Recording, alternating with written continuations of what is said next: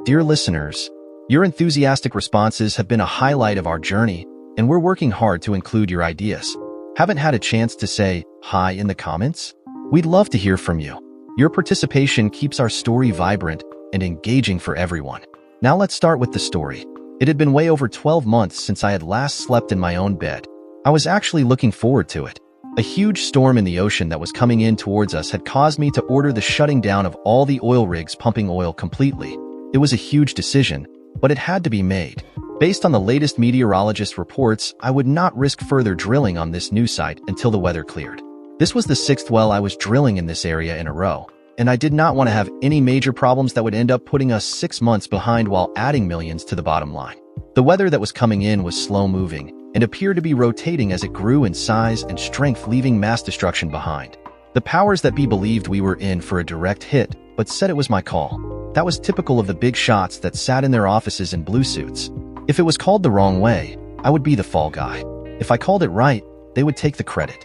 Each of the 5 oil-producing rigs in the area was 20 nautical miles apart in a horizontal row. Because of the rock formation beneath the top of the seabed, we were drilling once again at a 45-degree angle to reach the oil and natural gas buried below. We had spent the last 220 hours pulling up our drills and capping all the pipelines near the bottom of the seabed. It had required precision timing with our deep water diving crew. The shutting off of the wells at the seabed level had to be done manually and took about an hour to complete. The key was keeping as much as the salt water out. Thankfully, it had all gone rather smoothly. The oil flow to the producing rigs was cut off at the seabed in case the hurricane that was coming through did damage to our surface structures. All the crew that had been collected had been transferred to the tankers for safe transfer to the mainland. All piping pulled up, sealed at both ends, and then locked down. This was done to ensure that none of the pipping would sink to the bottom if they broke loose. We had learned from BP's mistakes that there was no room for error. We needed for those pipe sections to stay afloat.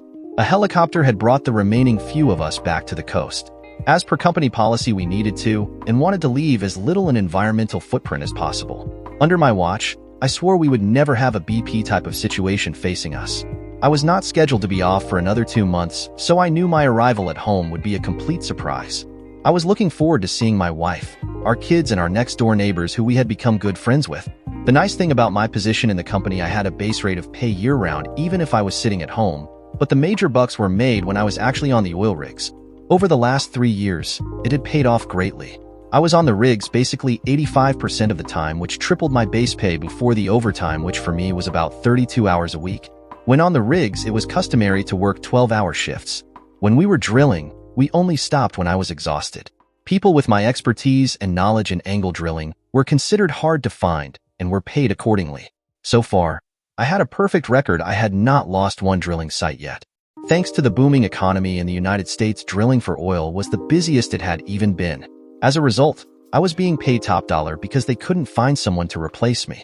The market for people with my skills was just that tight.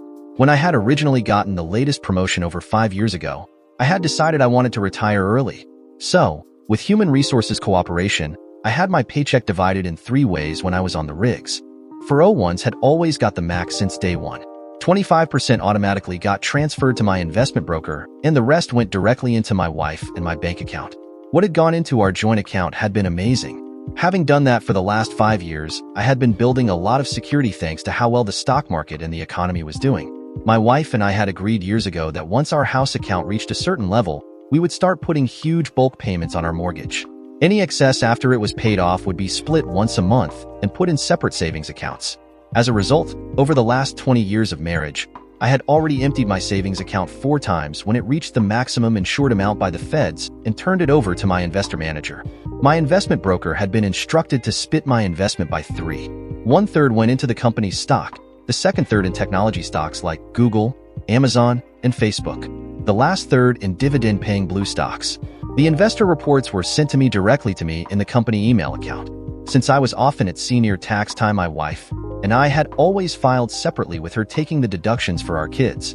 If we got hit directly by the level 3 and growing hurricane, no one would be able to return to the rigs until they all had passed through a 100% inspection. I was a stickler for details like this because I would not put the men working with me lives at risk. A team would be sent down to inspect the Gulf's bottom before reconnecting could be started. No matter what, it looked like I was getting at least 2 months off. Most did not understand that the harder the ocean was rocked on the surface, the harder the shoreline got hit with water flow. The backflow, depending on how strong, could cause ripples on the seabed surface, in reverse that went on until they petered out in nothingness. With this hurricane's slow movement, the longer it sat over our sites, the more it would cost in reconstruction. So, I would be watching the weather over the next few days to give me an idea of how long I would be off. I had been on the advisory team that had seen the birth of these new procedures after it had cost our parent company BP billions of dollars because they had refused to follow our suggestions before the last disaster. A few $1 million lost today saved us billions lost in litigations and governmental-inspired bullshit later. Give anyone in the government the chance to rake your money these days was an open invitation to be screwed over without even being kissed. BP had learned the hard way the real costs when the democratically elected governments had treated those charged with environmental pollution like they were their pimp. A lot of questionable items got charged back against the corporation that could not be proven to be directly linked to the problems caused by BP. Many inside the industry believe the governments used the situation to their advantage to resolve things that they themselves had created. Most in the oil industry had learned from that big screw-up and now budgeted for at least one long-term shutdown somewhere. They had adopted a protect-your-own-shit policy at any cost. In a lot of ways, BP was still recovering. Shauna and I had met our neighbors Jack and Jasmine Parsons shortly after we had purchased our current home. At that time, she had been 3 months pregnant with our first, which was a boy. Hunter Allen Phillips came into the world weighing 7 pounds. Sarah Louise came less than 4 years later. The house had been too big for us, but we had grown into it. Both of our children were now almost out of their teens. Hunter had just turned 20 and Sarah was counting the days until she could get rid of her learners. Jack and Jasmine, who were just married when we met them, had never been able to have children for reasons that had never been disclosed. Over the years, they had become an adopted aunt and uncle to our children and our best friends. Jack was a bit older than us and Jasmine 9 years younger. Jasmine, in my eyes, was one of the most beautiful African-American ladies I had ever met. If any woman could have convinced me to sway from my marriage vows, she was it. I could never see what she saw in Jack. Jack is just a good old boy who has no class, the morals of an idiot and a constant liar, but apparently, he could sell like nobody I knew. I was sitting in the Tampa airport waiting for the next flight to St. Louis reading the Wednesday local paper when a text message came through. It read, "Dad, when you get a chance, give me a call." It was from my daughter Sarah. I wondered for a moment if she had changed much in the last 14 months since I had been home. For hardcore oil men like me, it was the family that always paid the ultimate price of not having me around. That was why I had been seriously considering finding something else to do for the rest of my life. I called her instantly. "Hi, Dad," she said. "Thanks for calling so promptly." "What's up, Buttercup?" I replied. Buttercup was my nickname for her because when she was young, she and I would spend many an afternoon picking enough of them to fill a small glass for her mother. That meant a lot to the two of us, but her mother would thank her and forget about it. I kept them in water and took out the dead ones daily until it was time to do it again. "I don't know where to start, Dad," Sarah said honestly. "How about the bare facts?" I said, figuring it was not serious. "Okay, here goes," she said. "Hunter's in the hospital being operated on. They are repairing his shoulder from a bullet that went right through it. Uncle Jack is in jail charged with his attempted murder. Aunt Jasmine is finally with child and is 3 months along." "Are you kidding me?" I said. "This sounds unbelievable." "Well, you said you wanted the bare facts," Sarah said. "So that's what I gave you. The rest I feel needs to be explained to you before you talk to Mom." "Why do you feel that way, Buttercup?" I asked seriously. "The whole situation is complicated, and it's not as straightforward as it seems," Sarah said without going into detail. "You always taught us that there are always two sides to the story and that you had to figure out what the facts truly were before you could decide on what to believe." Sarah had said it well. "Over the years I had said many times I have heard your side of the story from your point of the view. Now, I had to find out what the facts are before any decisions could be made." "Mom will tell you what she wants you to hear and possibly believe," Sarah said. "In order to do that, she will skip over certain facts she doesn't want you to ever find out about. The situation going on with my brother and my aunt and uncle also involves her." "Okay, Buttercup, I'm about to catch a plane to St. Louis, and we'll be catching the first flight in the morning back to Cape," I said. "Skip school tomorrow and I will catch a taxi home when I arrive. By that time, your mother will have gone to work." "You're coming home, that's great." "Mom's in New York," Sarah said. "Macy's wanted all their store managers in this district at head office for a big meeting on how to increase their sales and reduce their overall inventory levels in an attempt to reduce their operation costs. This region is still one of the few regions still making a good profit. Upper management is trying to figure out what they are doing differently that makes this district successful. Has she been informed? I asked. No. I'm still at the hospital waiting to hear from the doctor, Sarah explained. I'm outside calling you because I thought you should be the first to know. I really don't want to involve her until after we had talked. Let someone know in billing that I will be in with our medical cards first thing in the morning, I said. Thanks, Buttercup, for texting me. Love you, see you in the morning.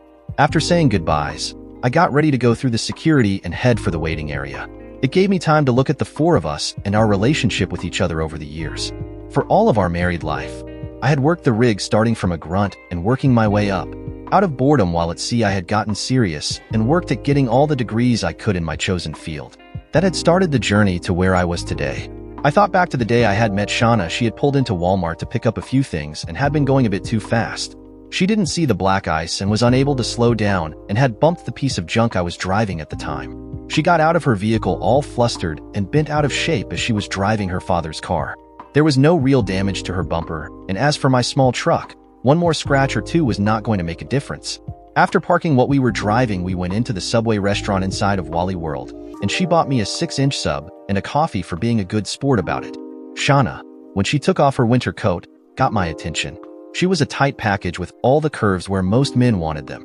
She was one of the few females I could easily spend hours with. Not only was she good looking, but her personality shone out bright.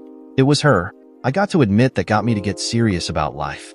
Until then, I was just a good old boy enjoying life and taking advantage of whatever opportunities with the females that came along. I loved to party, be with the crowd, and would go back to the rigs flat broke, ready to sober up and clean out. Shauna, the first time I saw her, I knew she wanted to do something with her life. That first weekend we spent with each gave me a purpose and a direction. Within that month, I went back to education to improve myself. The more we got involved with each other, the more determined I became. I guess she got the same impression of me, for her parents had often said I had made her become a better person. 8 months later, we were engaged. 6 months after, we were married.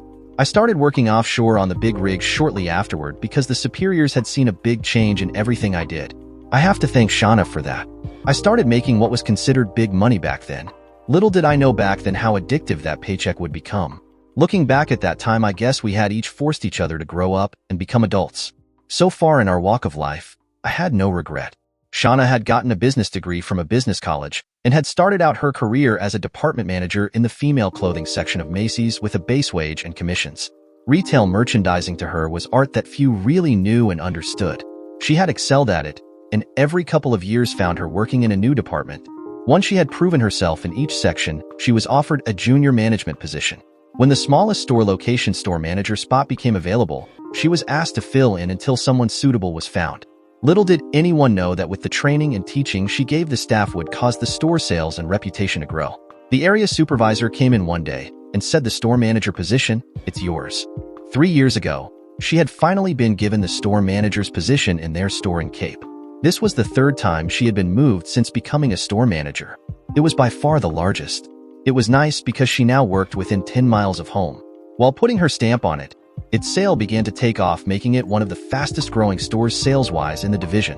Jack Parsons was an independent wholesaler who made his living driving his route, selling the tools his suppliers provided him. His customers were the average Joe who fixed and repaired cars for a living. I wasn't sure how much he made, but by the way he spent it, I knew he mustn't be suffering. I just did not understand why our area was not part of the area he covered as part of his territory. Jack knew everybody and had a knack for getting things when others couldn't, and always came home with unexpected expensive gifts for his loving wife. He was a puzzle to me because he came across as simple and carefree. The other thing I found hard was that he always paid everything with cash. He did not like using credit cards or debit cards for anything. The only bank account they had was in his better half's name. Jasmine had been with the Southeastern Missouri newspaper for years and was not only a staff reporter but had worked her way up to becoming an assistant editor. She was a very respected person in the community and served on several boards. Her giving and loving nature had made her a star in our community. If you looked at us together, you would wonder how we could be friends. Jasmine and Jack were African American. Shauna and I are English American 6 generations. When the kids were small, whenever we needed downtime for us to be us, Jasmine would spoil our kids rotten. When they were out about with them, if people asked them, Jack would always say we adopted them. He got a kick out of it because a lot of people bought his bullshit. For him, it was even a bigger kick when they started calling him Uncle Jack. Our kids growing up were spoilt rotten by them. I felt my family had been blessed by having them in our lives. So, for most of my flight, I was trying to figure out what was going on and what was this all about. All four of us had a busy life, so to me nothing I had heard made sense. Yet Sarah had made it clear the relationship between us all was the thing that tied it all together. I had a 3-hour wait in St. Louis until I could catch the connector flight home. If you know the airport in St. Louis, you know how dumb a setup it is. A few years back they had closed the indoor smoking areas down, just to piss off the smokers. The restaurants open at that time of day were the pits. If you wanted to smoke, you had to go out of the airport and come back and going through the security again. Yet there were those sitting vaping right out in front of you. Now they were saying it was not the actual tar and nicotine that caused cancer, but the act of the smoke lingering in the area that caused the problem. The one thing they never discussed or disclosed was the fact that it was all in our genetics. It was our DNA that caused the problem more than what we were actually doing. I knew what the problems some were having because of buying in illegal products that contained oils that did damage to the lungs. It would not be long until the Heath community would be pushing that those who cooked using pure or synthetic oil start using nose and mouth covering masks while cooking because of the danger of breathing oil into their lungs. It seemed that it only took a few idiots for the mass media to make it seem extreme. I was standing outside the airport having finally given in to one of the pleasures I had in life. Yeah, I was smoking a Marlboro full-flavor cigarette. One of the rewards of working on offshore deep-level rigs was that the cartons they provided the small retail store did not have all the taxes attached to them. The average price for a carton of my favorite smoke was less than 20 bucks. On this last trip home, I had brought 6 cartons with me. One of the rules I had installed was no alcoholic beverages on the rigs. The men were against it, but their wives sent thank you letters because of the money that was saved. It had also made it a lot easier to achieve the goals I had set. To the men's wives, I walked on water. To the men beneath me, I was what came out of a horse's shit. One of the joys of being an American is that we had to pay major hidden taxes so our political representatives could blow millions over mistruths and bullshit without any guilt or responsibility. If they overspent, they could always find a new tax to bring in that within 2 months would be hidden from the general public's mind. The tax laws in our country were so thick that it would be easier to understand a woman before you would comprehend it. I had always been a miserable failure at both. Most did not know that in 1822 the federal government passed a 1% import tax to help support the First Nation people who they had marginalized and written off. When I thought of that old tax law that had never been rescinded, the question was, did they get any of it? "Hey Harold, it's been a while," said a blast from the past as I stood there smoking. "I see you never gave it up since high school." "Goddamit, Gus," I responded with a huge smile. "For an old fart like me, you're looking good." "Where are you headed?" he asked. "Back to the Cape, that's where I live with the wife and our 2 kids," I replied. "Got sent home because of the weather from the rigs." "You still doing that shit?" he said with a grin. "When are you going to stop being a redneck and get a real job, like the rest of us?" "Working on my retirement," I said. "Maybe sooner than you think. I'm going to find something that will keep me at home at night. When I break it to Shauna, she will be surprised." "Did you marry Shauna Richards?" Gus asked in total surprise. "Yeah, I met her while working on the rigs in Texas when I was home for a break," I said. "At that time, she was at business college." "I'm surprised," he said. "My younger sister and she hung out together when they went to high school. At that time of her life, the only boys that interested them were African American. My sister ended up marrying one. He divorced her after the birth of their second, then disappeared. For her, it was a hard life for a few years. Now she is a lawyer and doing great." We talked for a few more minutes, then followed each other through security. That short chat was about who was still around from our glory days and what they were now doing with their lives. I learned he was married and had 3. At last, I was on the final leg of my journey. I was looking forward to getting home to talk to my daughter. Our last conversation had been on my mind the whole trip. The taxi dropped me off at my door. I carried my own suitcases. My daughter hugged me tightly.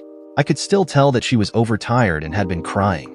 After the usual greetings and my asking how she was handling it, we got down to the nitty-gritty details. "Dad," Sarah started. "Over the last 2 years, I had noticed a change in Mother's routine. I first thought it was because of huge promotion to the Cape store in the mall. With her new responsibilities," I reminded her, "things would have to change at first, but then a pattern would begin to form after the first few months. By that time, things should have settled down. What was the thing that caught your attention?" "At first I thought nothing of it," Sarah explained. "Until one Friday night, my date's parents took us out to Outback for supper. I was sitting back in the corner by the women's washroom with my face to the back wall when I saw Mother coming out. I got up out of curiosity and followed her. The person she was having a private romantic dinner with was Uncle Jack. That was interesting because Friday nights Jasmine always worked very late, putting the big Sunday morning edition together for printing late Saturday night as it was the biggest and thickest paper of the week. Shauna had always worked Friday nights until closing at 11 p.m. and Saturdays because they were the busiest time for the store. My boyfriend, who was 17, and I at the time started touring a bit on Friday nights just to discover what we could find, Sarah went on. We found that Uncle Jack always left his huge truck locked up behind the Macy's receiving bay. Mom would drive her car around to meet him around 6 p.m. When he climbed into Mother's car, he took over driving with her sitting right beside him. Dad, she was sitting the same way I would with my boyfriend. There wasn't any space between them. I did not like the story that Sarah was telling me, but I believe she was being honest in her observations. I told Hunter what we had learned, my daughter explained. He told me to leave it in his hands while he and a few friends looked into it. Working as an apprentice in the Ford dealership, he has met quite a few people. It wasn't long until he learned that Uncle Jack has been renting a small apartment and was there every Wednesday afternoon and Friday evening with his lover. It was he that broke the news to Aunt Jasmine. I took my daughter's hand into mine and said, "I believe you, go on." Aunt Josie turned to Hunter for support and comfort while she was trying to figure out what she was going to do, Sarah explained. I don't know who seduced who, but Hunter and Aunt Jasmine became lovers. From what Hunter told me last night, it's been going on for over a year. It's Hunter's child she is carrying.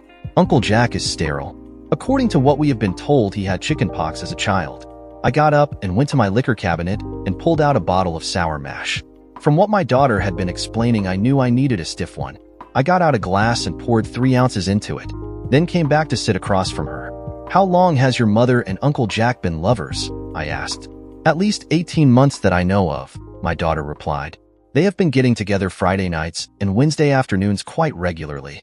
So, they were already involved with each other the last time I was home, I said quietly. What happened yesterday that caused Hunter to get shot? I asked. Mom was not there to be with Uncle Jack, so he came home, Sarah explained, to find his wife and my brother in the marital bed doing the horizontal tango. In anger, he shot Hunter by accident while the 3 of them were arguing. What a mess, I said. I should go see Hunter because I need to hear his side of the story, but not for a few days. Later today, you and I will have to give our medical coverage information to the hospital, and I have to find a good divorce attorney. When is your mother due home? Saturday morning sometime, Sarah said. What are you going to do? Get a taxi to pick me to take me to a car rental company, then find a hotel to stay in because I can't stay here. When I come back with the rental, we will go get a few things done. I want to hear you call your mother tonight with your speaker on your cell so I can record it for my lawyer.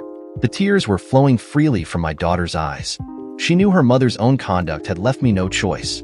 I could tell she expected this from me. Through sobs and tears, she said, I have been dreading this day for months. I was praying that it would go away, but it only gets worse. Dad, I want to live with you if I can. Buttercup, if that's what you truly want, then I will find a way to make it happen, I said. I'm home for at least 2 months. That gives me time to find a place to live and a new job. For now, it's best that your mother believes that I am not home. You mean it, don't you? She said. Yes, I do, but it might mean that you will have to change schools, I stated. I don't think I can remember ever being hugged so tight in my life. Sarah didn't want to leave my side, so when the taxi came, she went with me. Before we left, we called the school so we wouldn't be contacted by them. Jasmine saw me climb into the taxi, so she knew that I was home. She texted me saying I need to explain things to you. I texted back, I know. We'll contact you after I have done a few things. Daughter right now is emotional, upset, and scared. She needs me now. At first, it surprised me to learn that Jasmine was at home, but when I thought it out, it made sense. After what had transpired yesterday, she had her own emotions to deal with. I picked out a small import to drive because I knew my wife would never believe I would in a piece of crap like that. I had been a Ford man all my life. We left Cape and drove over to Marble Hill, where I got a room for a week in a cheap motel. I chose that area because it's far enough away that no one would look for me there. After checking in, we went to Southeast Hospital to present our insurance cards and sign the forms. After that, we went to lunch. Hunter called his sister, and they talked for a few. We learned that Jasmine was with him and that he knew I was home. I heard my daughter tell him for now to keep that fact to himself. Sarah said we were going to inform his mother tonight about what was going on. Our first stop after lunch was to a real estate office. I wanted to see what kind of business was for sale in the surrounding area. Surprisingly, what was available was just not appealing to me. Yet I asked the broker to keep their eyes open. I made arrangements to go look at a few houses on Friday. I asked the broker to focus on those ready for occupancy. After getting back home, I called my superiors to inform them what was going on. I felt that I owed them, and that they had the right to know that after over 20 years with their organization, there was the possibility that I was going to have to quit. My daughter, still a minor, wanted to live with me. The final thing I did was set up a lawyer's appointment for Monday. Using my cell phone, I found our house account was sitting with $50,000. My personal savings account now held $250,000. With the house paid off, we were sitting pretty. With the way we had things set up, divorce was going to be straightforward. One of us would have to pay out the other's half of the house, and we would split the funds in the house account. Buttercup, I will be back in a few, I said. I'm going over to have a talk with Jasmine. It's time I heard her version of it all. Jasmine let me in as soon as I knocked. Just by looking at her, I could see the stress she was under. I'm sorry, Harold, Jasmine said. You should not have had to come home to a mess like this. Do you want a drink while we talk it out? Sure. It's been a long, hard day. I'm still trying to come to grip with it all myself. As she poured us a stiff drink, I said, just start at the beginning where it started to involve you. I was busy working at my office when I got told Hunter needed to see me in private, Jasmine said. Knowing it was near your anniversary, I thought he was planning a party. He told me in private that Sarah and Jack were having an affair. I didn't believe it. I accused of lying and asked him to prove it. He drove me to my husband's love nest. What we saw through the open window of his ground floor apartment that day left no doubt. Jack and your wife having sex. I was devastated. With that said, she took her cell phone out and brought a few captured images up to show me. I could see the date they were created. It verified the timeline that Jasmine and my daughter had given me. I now had seen the digital proof. Jasmine, could you text me those images, please? I asked. I will need them for my divorce petition. This may not mean much, but I learned very early this morning that when going through high school, my wife only dated African-American boys. Jasmine's eyes got wide with that revelation, then said, maybe those innocent touches down through the years were not so innocent as we thought. Could she have been chasing him for that many years? We will never know, I said. So how did you and Hunter happen? He's like you, Harold, she said. He was there just holding my hand, giving me his moral strength and support. One night when I was in tears, he was holding me while we were sitting on the couch. I admit we were drinking some wine, but we were nowhere near being drunk. I raised my head towards his and kissed him. He kissed back. That kiss was filled with more love than I have had in a long time. The closeness we shared that night slowly evolved, Jasmine admitted. About 6 months ago, we crossed the line. He brought me back to life again. It was not done by me out of revenge. I could relate. My job, the distance and time away had created the same problem with my wife. We both knew it, but couldn't be honest enough with each other to admit it. Although we were married, we were strangers sharing the same house. Each time I came home, we had to reestablish our relationship to bring some balance to it. Then I would have to go back for at least another 6 months. That was one of the big reasons I was seriously considering giving my career up. Jasmine watched me waiting for a response, so I said, thank you for your honesty. I will let Hunter work it out between the two of you. Hunter declared his independence long ago. I will support both of you going forward no matter what the two of you decide to do. Just so you know, your timeline of the events and the images have been confirmed by another. Thank you, Harold. That speaks volumes. Hunter said you would approach our relationship that way, she said with eyes full of tears. What set Jack off yesterday was the fact that he had been served with the papers for the divorce. He was under court order, all ready to stay away. It was at that moment the shooting made sense. Jack always had lost his temper when things didn't go his way and always reacted without thinking. He had come home to put Jasmine in her place, discovering her in bed with Hunter. He had become enraged because Hunter would stand in front of Jasmine just as I would have. I knew that Jack owned a gun because he had it for protection because of the rough areas he went into because of his work. Jasmine, for reasons I can't explain for the next few days, it must be believed that I am not in town, I said. That's why I got the rental car. Sarah has already made it clear she wants to live with me. I left with what I had come for. I had heard her truth and gotten proof that Jack's and my wife's affair had started before my son's involvement. When I got home, I sat down and disclosed everything that I was told to my daughter. Dad, it makes a lot of sense. Everyone knows that Hunter is very mature for his age, Sarah pointed out. It's given credibility by the images you have and Hunter's full disclosure to me. From the time he got his first car, I said, he was always with an older woman if he was dating. I guess I am at fault for that. With me not around a lot, he stepped up and became the de facto man of the house. I wasn't much older than him when he was born, I said. I realized before I went over that no matter what I felt, my son was going to do what he was going to do. Whether I like it or not, it's their lives to live, so we have to let them. Dad, do you think it's time I called Mom and let her know what's going on? My daughter asked. First, go to Play Store and see if you can find an app that will allow you to record your own conversations, I said. Sarah started looking. It was frustrating because after downloading, we would test it out. Most she tried had been misleading in their hype. Finally, we found one that did the function that we wanted. I made sure I downloaded the same one. It took 3 rings before Shauna answered. Sarah had already turned the speaker feature on. Mom, I'm going to need a note for missing school today, Sarah said. Why did you miss school? Are you sick? Shauna said. No, I was at the hospital most of last night with Hunter, Sarah explained. So, by the time I got home, I was too exhausted to go to school. What happened to Hunter? Shauna asked, voicing genuine concern. He took a bullet to the shoulder that was fired from a gun at close range, Sarah stated. What? Are you serious? How is he? Is he going to keep the full use of his shoulder? Shauna asked with a worried voice. How did it happen? Don't leave anything out. It happened because you were not where you usually are on Wednesday afternoons, Mom, Sarah said firmly. What the hell does that mean? We both know that I would be at work. Are you implying Hunter got shot at the store? Shauna said, knowing it was a lie. No, Mom. It means that you were not at 644 Morgan Avenue, apartment 4 with Uncle Jack, Sarah said. It was interesting because the silence from Shauna was deafening. After gathering her thoughts, she said, How long have you known? Almost since the beginning. I discovered Uncle Jack and you by accident when you were having dinner with him on a Friday night, Shauna said. It took a few weeks for me to learn where Uncle Jack parked his tool truck to wait for you to drive around to pick him up. When I told my brother, he said he would follow it up and did, Sarah said, continuing on. It was he that discovered Uncle Jack's and your love nest. He took Jasmine over there, and they were able to catch pictures of him having sex with you. They're actually quite graphic. I could hear the sounds of sobbing coming from Shauna. Then she said, I'm going to be flying home Saturday morning.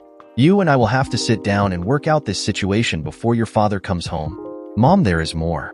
Last Wednesday, Uncle Jack got served at your love nest while waiting for you. I guess the short notification to go to New York made it impossible for you to let him know, Sarah said. He went home in a rage to put his wife Jasmine back in her place and to make it clear there was not going to be a divorce. Jack was making it clear he was going to continue sleeping with his 304 and stay married. What he did not know was because of Uncle Jack and your conduct was that the two of you had pushed Jasmine and Hunter together. I stuck up my thumb to imply that I was agreeing with what she had said. Sarah got a big smile on her face because she realized that what she had said really explained it all. Uncle Jack, going against a court order, went into his former home and caught Jasmine and Hunter together, she explained. In anger, he grabbed a gun and shot him. My question is, what do you want me to tell Father when I call him? How and where are Hunter and Uncle Jack now? Shauna asked. Uncle Jack is in jail facing charges for attempted murder, Sarah said. Hunter should have a full recovery, but will have to go through major rehab. So, Mom, again, what do I tell Dad? Or do you want him to get all the gory details from the online newspaper tomorrow morning? Give me a few minutes to gather my thoughts, and I will call him myself, she said. It's best that I handle the situation with him from my end. Okay, Mom, Sarah said. Congrats, you're going to be a grandmother. Jasmine is 3 months pregnant, and according to Hunter, it's his. We also know that you're going to be served by Jasmine as soon as you get home. Shauna lost it big time. I didn't care because I felt after what she had done the payback for her conduct was justified. Sarah waited for a response, and when she did not hear one, ended the call. With that call over, I got up and poured 2 sour mashes. In one I added ice and Coke. In mine, I kept it straight. Setting it down in front of her, I said, I'm going to have an adult drink with my daughter because she handled herself better than most adults would. I'm very proud of you, Buttercup. We both waited for the phone call to come.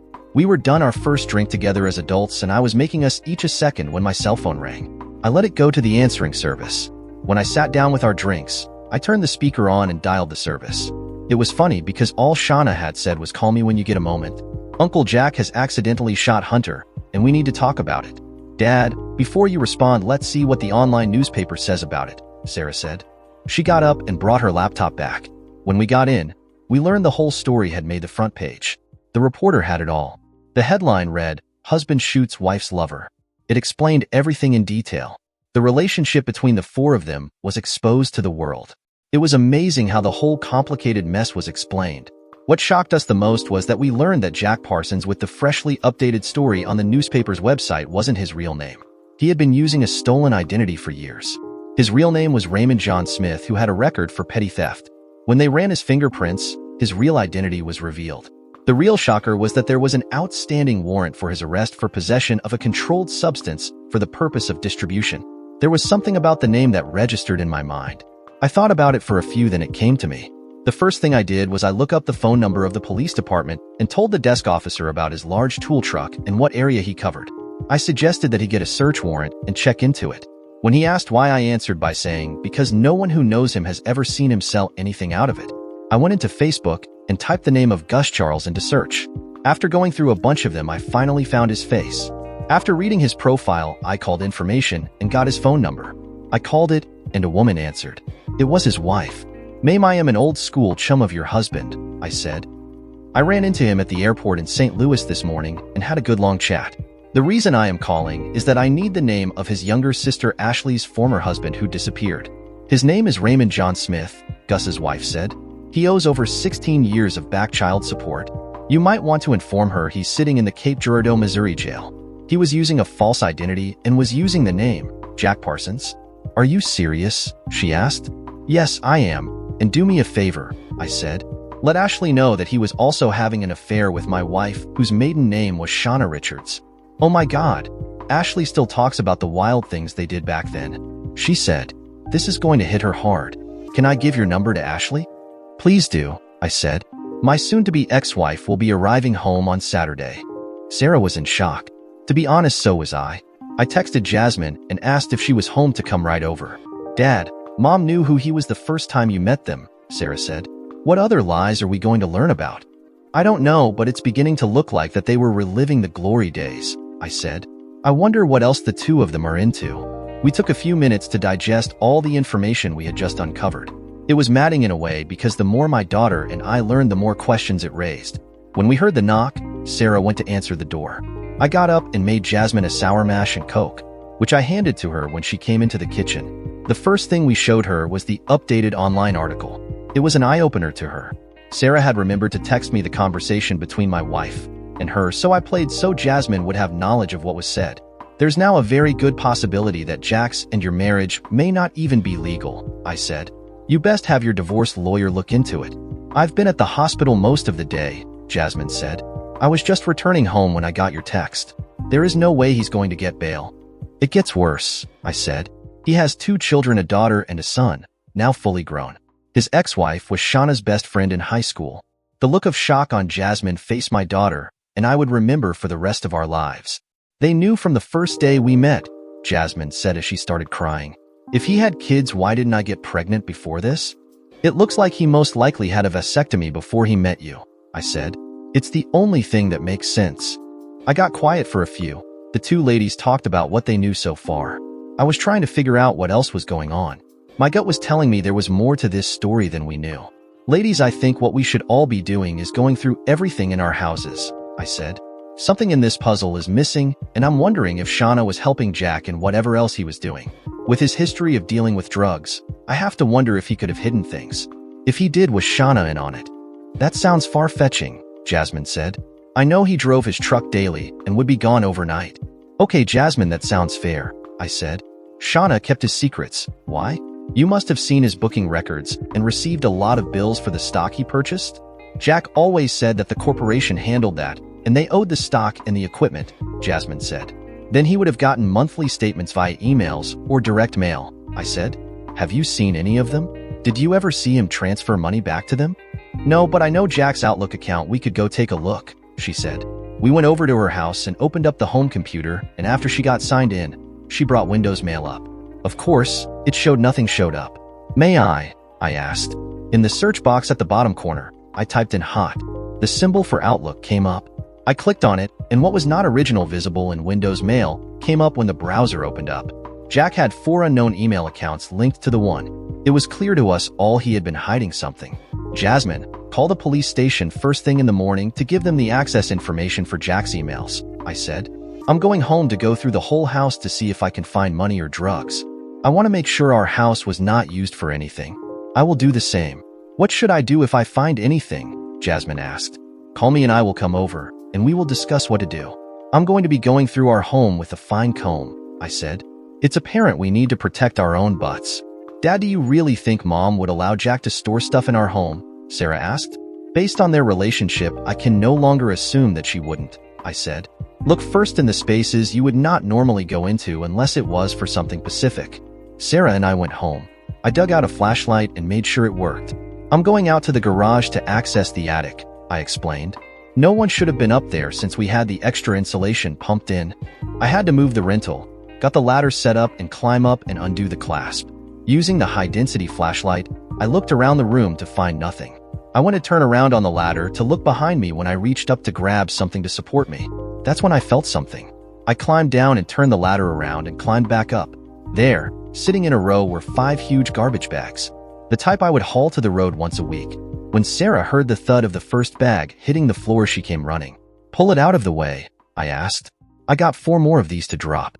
When the second one hit the floor, it split open. Bundles of $20 bills dropped out.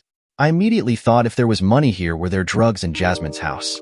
Once the 5 were down on the garage floor, I noticed another flat bag laying to the side. I picked it up and started down the ladder, pausing to lock the entrance to the attic back up. Sarah, run over to Jasmine's and tell her what we found while I check these bags out, I asked. It took them about 5 minutes to get back. All 5 bags were a quarter filled with bundles of cash. The 6th bag was Jack's ledger. Harold, can you come over and check out my place? Jasmine asked. Right after I call the cops, I replied. I phoned the police, who said they would send a patrol car over. Jasmine, Sarah, and I went over to her place, taking Jack's ledger with me. In checking out her attic, I found a small chest of bricks of cocaine. I put the ledger with it. I redialed the police and requested they send a detective along with the patrol car. It took us more than 3 hours for the police officers to take possession of the money and the drugs. We had to explain everything from the time of the shooting until now. When the detective left, he said they would be taking my wife into custody for questioning when she returned to Cape on Saturday. Right now, we can't link the money to anything, the detective said. It will be counted, recorded, and locked up. We will record it as being voluntarily turned in by your Mr. Phillips as found money. Thank you, officer, I said. What about the drugs we found at my neighbor's house? Because Jack Parsons lived there, he said. And his wife, with your help, turned it in. She won't be charged, but he will. Will you be back with a search warrant on either of us tomorrow? Jasmine asked. Detective, you best write down my husband's email account and his password. Go into Outlook directly using a browser. It's jackparsons@outlook.com. Password, White Rabbit. I don't feel we have to, the detective said. If you find some small quantity of drugs, flush it down the toilet and get rid of it. I believe the bulk of what Jack has is in his truck, which is being towed as we speak to the impound until we get a court order allowing us to search it. Thank you for his email account information. I will be requesting a court order in order to search it. We watched the police leave and I said, I don't know about you, but I need a good stiff drink. Jasmine went over and secured her house, then joined us. Are you going to let Mom know what's going on? Sarah asked. I think if we did, it would tip her off if she knew the money was there, I said. Best leave what we know in the detective's hand. Tomorrow, while you're in school, I will finish going through both houses to make sure there is still nothing lingering. Thanks, Harold, I would appreciate it, Jasmine said. Jasmine, I will need you to follow me to the car rental company tomorrow, I said. Things have changed. There is no way I will leave my daughter by herself. Can I sleep here for the night? Jasmine asked. Sure, you can sleep in what used to be Hunter's room, I said. The 3 of us were awakened by the sounds of police sirens in the middle of the night. The police had put an unmarked car to watch our residences. They had caught someone trying to break into Jasmine's house. It was around 5 a.m. our time that I called my wife. I was sitting outside on the patio drinking my first coffee while having a couple of smokes. She answered right away. Harold, it's a frigging mess here at home. Jack has accidentally shot Hunter, Shauna said. The bullet went clean through. Thankfully, he is going to recover fully. The police are holding Jack until they finish their investigation. Have you talked to Jasmine to see what she knows? I asked. No, Sarah and I have been spending most of our time at the hospital, she replied. I will talk to her in her office sometime today and let you know her side of the story. Any word as to when you will be home? We would all like to see you. Right now, we are watching the weather and battening down everything, I said. If the order comes in to evacuate, I could be home sooner than you think. It took her a few seconds to respond. Are you serious? I replied, check the weather reports, we have a hurricane heading our way. We could get the order to evacuate in hours. If that happens, I'm headed home. Promise me you call me, so I can make sure everything's ready at home for you if that happens, okay? Shauna asked. Okay, I said. Talk Talk to you later. Bye. I now knew from the short conversation she could not admit the truth and never would. It also told me that any feelings she had left for me were completely dead. I now could proceed with the divorce without any remorse. After dropping Sarah off at school, Jasmine followed me in my truck so I could return the rental. We then returned the hotel key and picked up my luggage. I suggested that until I returned home, that she should visit Hunter and get his apartment key so she could temporarily stay there. The real estate broker and I looked at 4 houses, all previously owned, and I said, let's go newly built. The first one we looked at came with 2 acres in a new subdivision. If I bought it, Sarah would not have to change schools. It had all the basics I needed with an unfinished basement. I wrote up a cash offer with a large deposit right there on the spot below asking price and demanded a 5-year new home warranty in return for a 4-day closing. The real estate broker thought I was being too aggressive.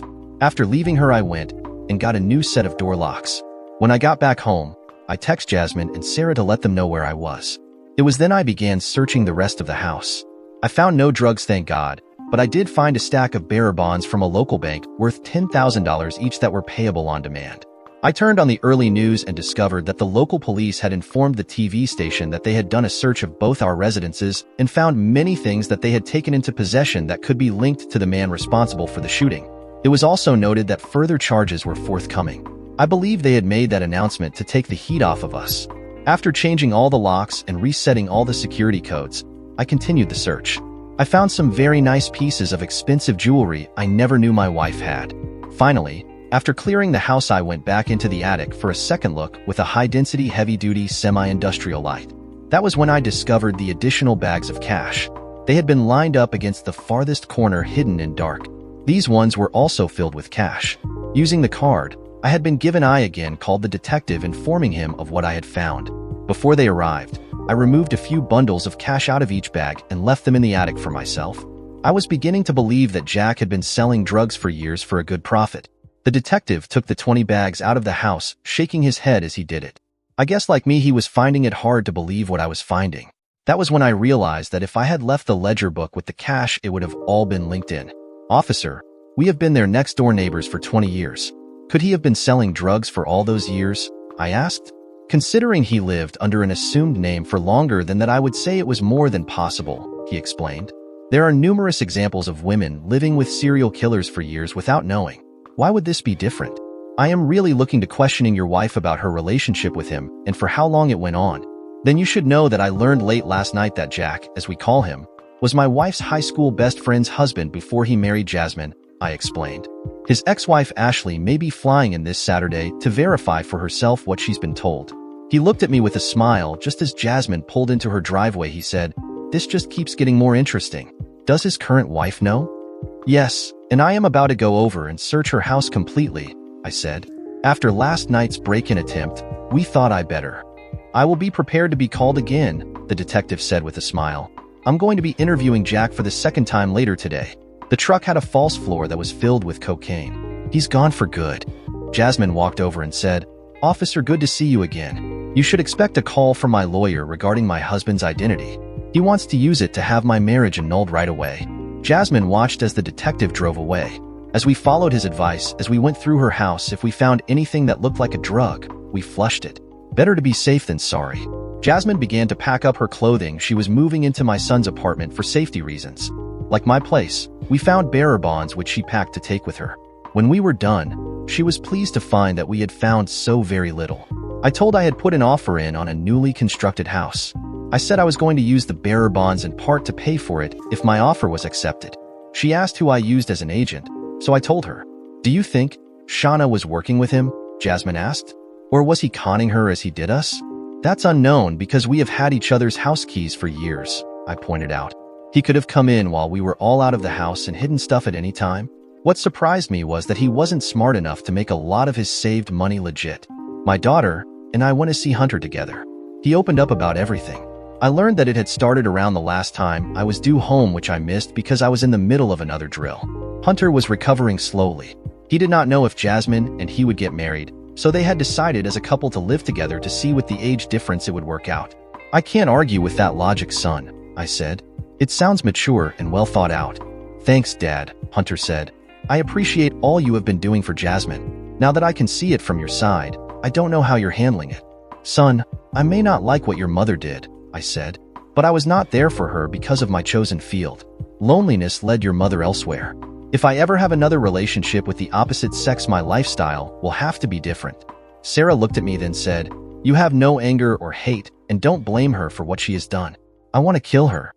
Look, I put work first and left the raising of both of you to her, I said. With you growing up and becoming your own persons, she had no one left giving her the attention and love she apparently needed. I'm sad about what she has done, but I can't hate her for it, nor will I condemn her even though it ended our marriage. Besides, she may have a lot more problems to face. Like what? Said Hunter. If the police can connect her to what your Uncle Jack was doing, I said, she'll be spending a long time behind bars too. It never ceases to amaze me that most can't see what is right in front of them. The truth I said to both of my children had left them speechless. It was around 9 in the morning on Saturday that I received word that my offer for the house was accepted. A half an hour I was sitting in the broker's office giving her the funds for the huge deposit using some of the bearer bonds I had found, when I got a text message which said, "Can we meet? I'm Gus's sister Ashley." I texted back, "Where are you?" She texted back, "At the airport." I replied, "Be there in 15 minutes. You got an exceptionally good price on your new home," the broker said. I was surprised that he jumped on it.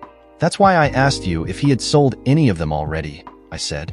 Nothing like a sold sign to get other interested. With that done, I headed to the airport. As soon as I walked through the door, I saw her. I knew it had to be her because the small airport was empty as the plane had just taken off heading back to St. Louis with the passengers it had just picked up. Ashley was a very nice-looking lady. Her brown hair was styled in such a way that it brought out a softness in her face. She had a figure that was attractive and that she did not have to try to enhance by wearing clothing that hid certain features. The feminine-looking blue jean outfit showed class without extreme. My first impression of her was that she was a woman who was comfortable in just being. She walked towards me and said, "You really haven't changed much from the pictures Gus uploaded and sent me. Nice to meet you, Mr. Phillips." "Call me Harold, please," I said, offering her my hand. We went into the airport restaurant and sat at a table. I offered to buy her an early lunch, and she agreed. For the first little while, we just sat talking, getting to know a little about each other. She noticed that I was not wearing a ring. I told her I never wore it when I was on the rigs, and when I had learned from my daughter of my wife's affair, saw no reason to ever put it on again. I learned that after her divorce, she had taken back her maiden name. We were in the middle of our early lunch when the last plane of the morning arrived from St. Louis. Ashley and I were sitting at a window seat that allowed us to watch the unloading passengers walk through the gate. It also gave us an unlimited view of the small airport's open area. The waitress had just refilled our coffee cups when I spotted Shauna coming through the gate. I raised up my hand and waved. Ashley turned to look back to see who I was waving at. Shauna, when saw the two of us together, she just stopped in shock as her face turned pure white. I knew she had not read the local rag online, so she had no clue as to what was really going on. As she adjusted to the new reality, we watched as the detective walked up to her and introduced himself by displaying his badge. We watched as he escorted her to pick up her luggage. "She didn't have a clue that you were in town, did she?" Ashley said. "No, we deliberately hid that fact from her," I said. "Whatever she had been planning to do to resolve the issue has been thrown out the window. She's about to learn about the cash, the drugs, and the ledger book that was found in Jasmine's and my house." "Can I have the privilege of handling your divorce case?" Ashley asked. "It will be fun taking her down. The fact that my ex and she are together has raised a lot of questions about everything we did together back then." "Will the office allow you to fly back and forth while you're handling it?" I asked. "I run my own divorce firm out of my house," Ashley said. "Besides, I am going to be here dealing with my deadbeat ex anyway." I guess I smiled because she said, "I guess we have a deal. If you have a printer, we can write it up today." We took her luggage and threw it in the back of my truck. I told her that her ex-husband was in the county jail over in Jackson. She said she would like to talk to him, so I drove her over and waited for her while she went in. It took her about an hour before she came out. "He was shocked to see me," Ashley said. "He asked how I found him, and I said it was thanks to you. I then told him that the police had gone through his house, and yours, taking all the drugs and monetary items found. I disclosed that they had found the ledger that Sarah wrote." His face went white. I looked at her and smiled bigger than before, taking my cell phone and called the detective. He answered on the first ring. I told him what I had learned and how. He informed me that he would get a handwriting comparison done to see if it linked her to the drugs, but not the cash, because the ledger was their contact list of who they supplied and who they bought from. "So, my soon-to-be ex maybe was in on it all along," I said. That's going to make it easier to get the divorce done. She is going to need her share for legal bills. Yes, it does. We will be charging her later today as an accessory, the detective said. That means it won't be until Monday at least before she gets a bail hearing. With that done, we headed back to my place to start drafting the divorce petition. On the way, I explained how our finances had been set up most of our married life. Smart move on both your parts, Ashley said. By having separate savings accounts, we can argue that it was not brought into the marriage. We sat down as soon as we got home, and she started working on the divorce petition while I started a pot of coffee. I sent her an email of the images Jasmine had provided me. I told her I did not want the house because of what had been going on. Ashley asked if Shauna would have enough to buy me out. I said based on how we split the household funds she should. It took us about another 2 hours to reach the point where we were ready for printing.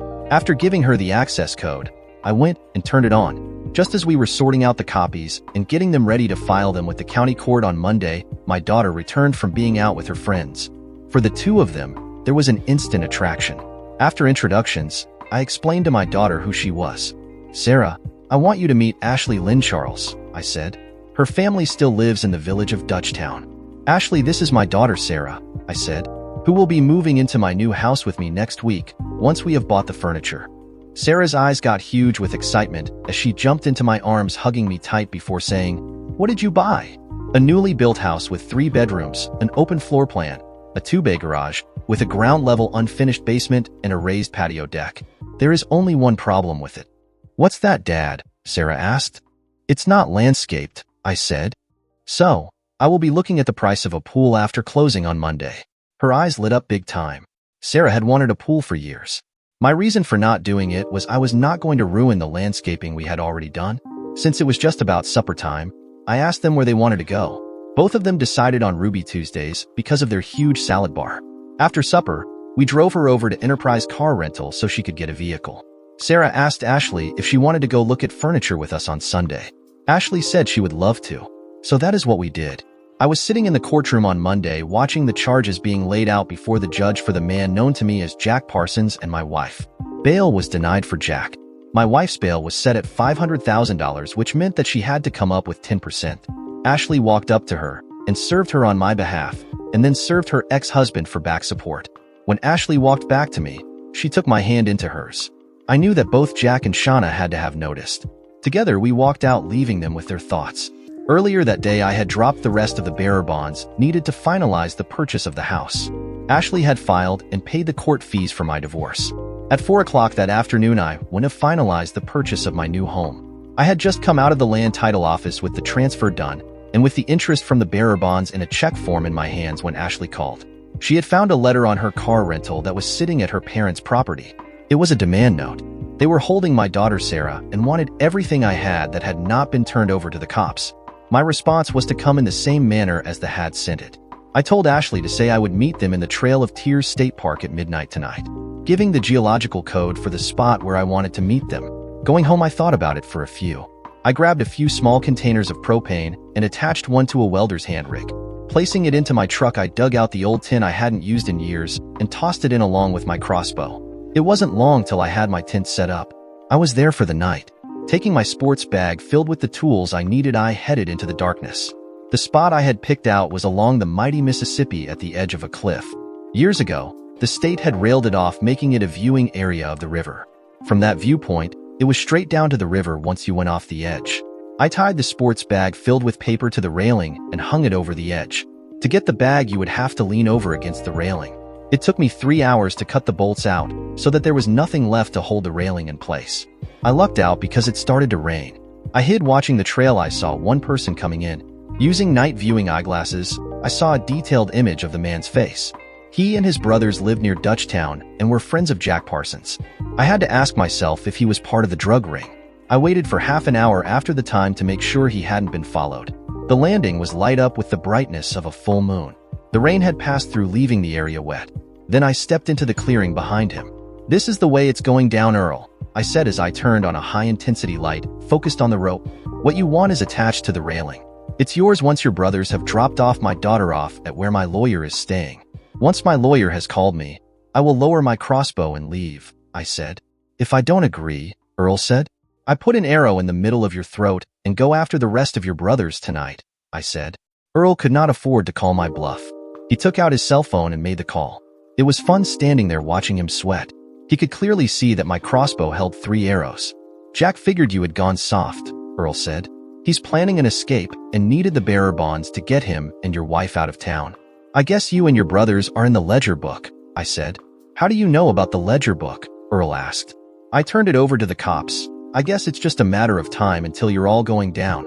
If my daughter is returned safely, you might want to consider using what's in the bag for yourselves to disappear with." Earl started getting panicked.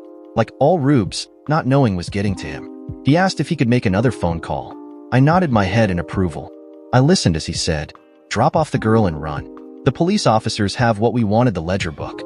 If the girl has been touched, we are all dead. It's just a matter of when." It took another 10 minutes for my phone to ring. It was Ashley calling to confirm Sarah had shown up and was unharmed. I shut off the lights and disappeared back into the darkness. Earl leaned into the railing to pull up the bag. With nothing holding it, his body weight pushed it over. With that done, I worked myself back to my tent and went asleep for the night. It would take them 2 weeks to find Earl's body. Jack Parsons did not take the news well. I drove into Ashley's parents' place early Tuesday morning. My daughter ran out to greet me. I was invited in for a huge breakfast and learned a few things. Our county sheriff was retiring. Gus, and Ashley's father, I learned was a big shot in the local Democratic Party. Over breakfast, I said I should run for the position. He asked if I would be willing to start the state courses to qualify for it. I said yes. "Well, then I think you have officially begun your run for the office," he said. The look of pride in my daughter's eyes said it all as she spoke. "One thing I learned about my dad is that when he sets his mind to something, it's done." I handed my daughter my cell phone and told her to listen to the conversation that I had recorded with her mother last Friday morning. It was interesting watching the 4 of them as they listened to it. My daughter said, "Mom was never going to be honest with you, was she?" I said, "Nope. I have begun to wonder if it was she that got Jack back into the drug business using the money I earned to finance it." That revelation by me surprised them all. To be honest, it did me.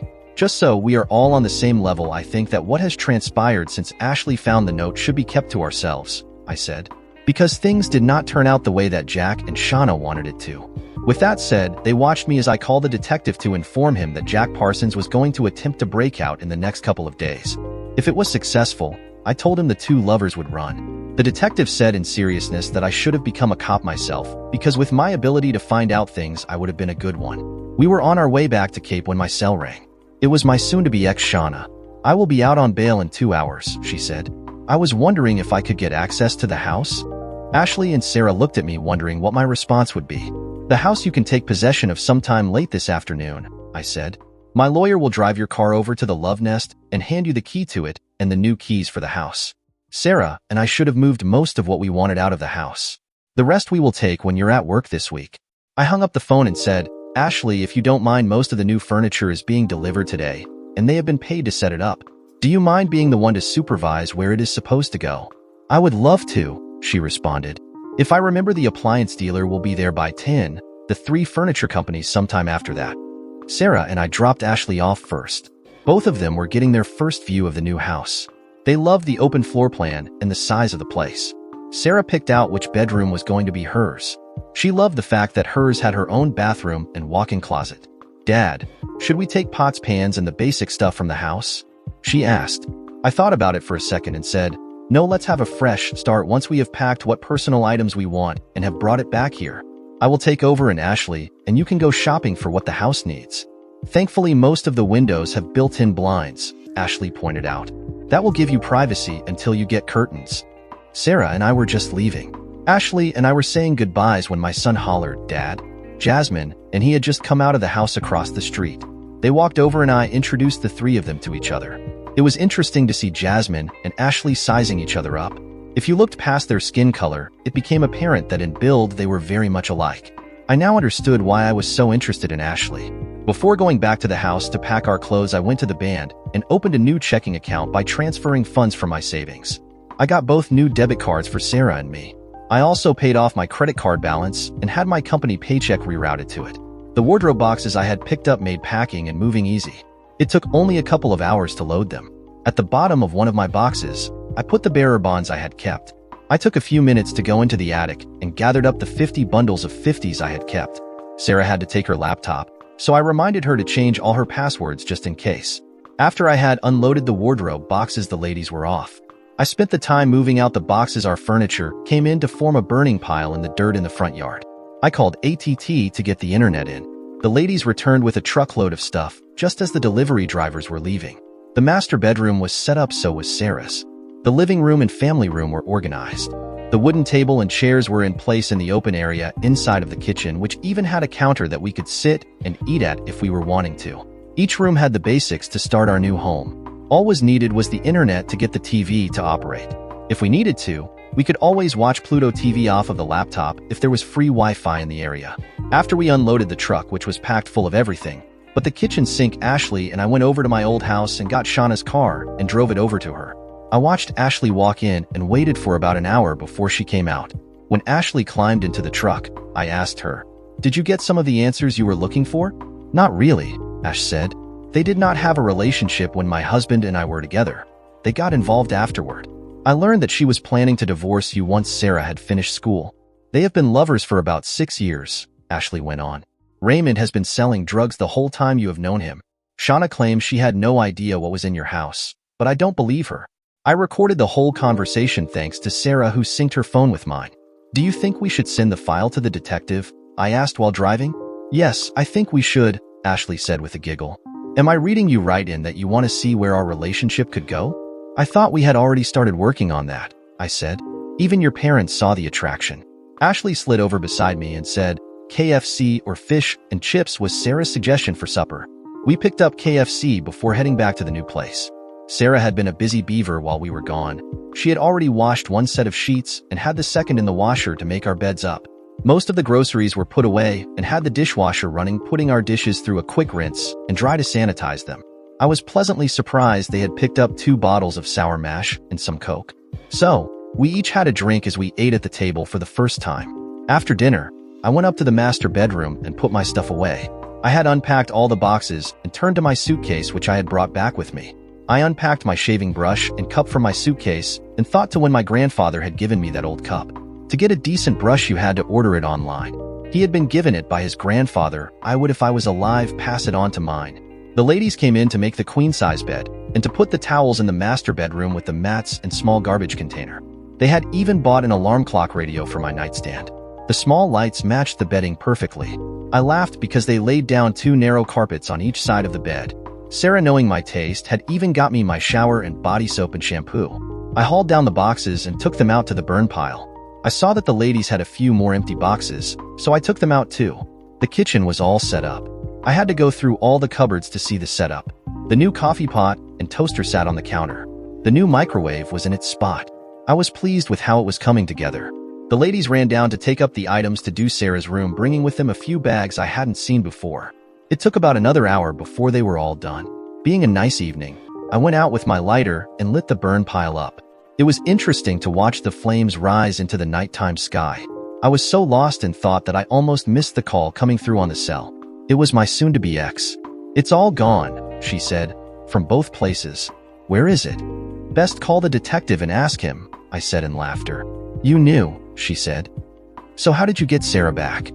"Best ask Earl or his brothers that if you can find them," I said. The silence on the other end said it all. I ended the call and put the cell back in my pocket. The phone rang. It was my son, Hunter. "Dad, we bought the house across the street. Mom called and wants to talk. Just so you know, I told her where to go and how to do it. She was not impressed, so expect her to blame you for that too." We talked for a few minutes more. He had a few questions about Jasmine and Ashley's relationship going forward. I pointed out that the common bond we both needed to stress was that they were both used by him and let them work it out between themselves. After having a smoke, I figured the fire had burned down enough that I could leave as most of the cardboard had burned. I headed back into my new house to hear the washer running. Sarah approached me and said goodnight. "I will lock the door when I go to drive Ashley home," I said. You should have seen the look on my daughter because it left me in total puzzlement. Ashley came down the stairs wearing a new nightgown and housecoat. That when I said I better go have a shave and a shower. It was her clothing that was in the washer. I now knew why my daughter had the look she did. It was a knock on the door that woke me up. My daughter needed a ride to school. I got dressed and met her at the front door. Sarah had a smile wide. "Dad, you haven't looked this happy in years," she said. "I'm happy for you." I dropped her off saying I would be back to pick her up. It was nice to come home and relax. For the first time since I had left the rigs, I had nothing pressing to do besides cuddling Ashley, which believe me I did lots of. ATT showed up around lunchtime and installed the internet. Ashley's father and mother showed up with Ashley's rental car and clothes around one. Shortly after that came a photographer who took a professional picture of me for signage. George Charles figured they would have the signatures to register my run by the end of the week. I gave him $5,000 towards my campaign in cash. Ashley took her mother for a tour of the new house. Glenda loved what Ashley had started to do with it to make it her own. I learned from them talking that she had already been applying her style when she helped us pick the furniture out. George, I asked, did I ever have a chance? To be honest, when she came home on Saturday night, he said, I was in complete shock when she said I met the man I am going to be spending the rest of my life with. When the shit came down on Monday, he continued. After looking up the coordinates in Google Maps, she said Dad Harold is taking the advantage away from whoever was holding Sarah. It was around 1 a.m. that she showed up unharmed. Sarah explained that she did not know what happened, but those holding her were very scared and dropped off fast after receiving a second phone call. He continued, she could tell by the way they interacted that they were related. It was Ed Racine and his brothers, I said. Even in high school, they were known to be bottom feeders. When he was faced with a loaded crossbow with 3 arrows less than 10 feet from him, his attitude changed. I gave him one chance to release or die. He thought about it for a few. So, to put pressure on him, I said call your brothers and tell them I'm coming. I can honestly say he was still alive when I left him. What about now? George asked.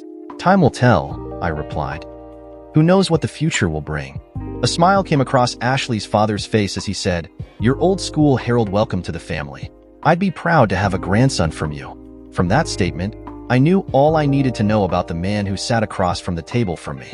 He was just as old school as I was. Each of us were like the James brothers who had become larger than they were in life. In our walk in life, we would do what was needed to be done. We were as tough as the Missouri red mud. It had been 6 months since I came home. We were all watching the local station for the results to come in. My parents, Ashley's parents, Jasmine and Hunter, who had just got married, were taking turns holding my newborn grandson in their arms, and the 3 of us. Shauna and the man known to us as Jack had been sentenced to life without parole. My divorce had been finalized. My former employer using the shares I owned, and my company retirement fund had given me a full retirement early. I would die, and they would still owe my estate money. George was tickled pink because I was leading in the polls quite comfortably. 3 days earlier, the police department had returned to me the found money. I had been escorted by them to deposit over $6 million into the bank. Sarah had gotten her swimming pool.